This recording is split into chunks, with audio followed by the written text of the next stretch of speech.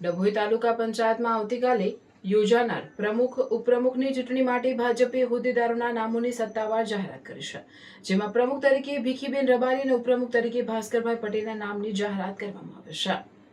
તાજેતરમાં યોજાયેલી સ્થાનિક સ્વરાજ્યની ચૂંટણીમાં ડભોઈ તાલુકા પંચાયતમાં ભારતીય જનતા પાર્ટીએ ભવ્ય વિજય મેળવ્યો હતો।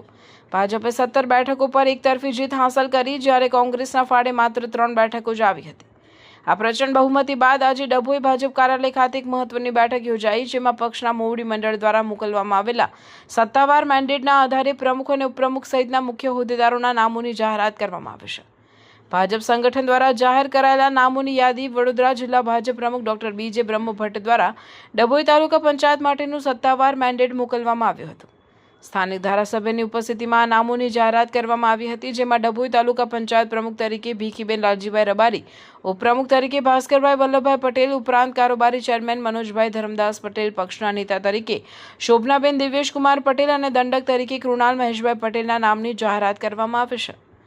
પક્ષ દ્વારા ફાળવવામાં આવેલા સત્તાવાર મેન્ડેટના આધારે આવતીકાલે ડભોઈ ભાજપ કાર્યાલય ખાતે નવીન બોર્ડની રચના કરવા માટે વિધિવત દરખાસ્ત રજૂ કરવામાં આવશે। બહુમતી ભાજપની તરફેણમાં હોવાથી આ તમામ હોદ્દેદારો બિનહરીફ વરાય તેવી પૂરેપૂરી સંભાવના છે। કાર્યકરોમાં ભારે ઉત્સાહનો માહોલ। આ નામોની જાહેરાત થતાં ડભોઈ ભાજપ કાર્યાલય ખાતે એકત્રિત થયેલા વડોદરા જિલ્લાના પ્રમુખ ડોક્ટર બીજે બ્રહ્મભટ્ટ, જિલ્લા પંચાયત સદસ્ય ભાવેશભાઈ પટેલ નડા મોટી સંખ્યામાં પક્ષના હોદ્દેદારો, આગેવાનો અને કાર્યકર્તાઓએ હર્ષોલ્લાસ સાથે નવા વરાયેલા હોદ્દેદારોને પુષ્પગુચ્છ આપીને વધાવી લીધા હતા। કાર્યકરોએ ફટાકડા ફોડીને મોં મીઠા કરાવીને જીત તેમજ સંગઠનના નિર્ણયની ઉજવણી કરી હતી।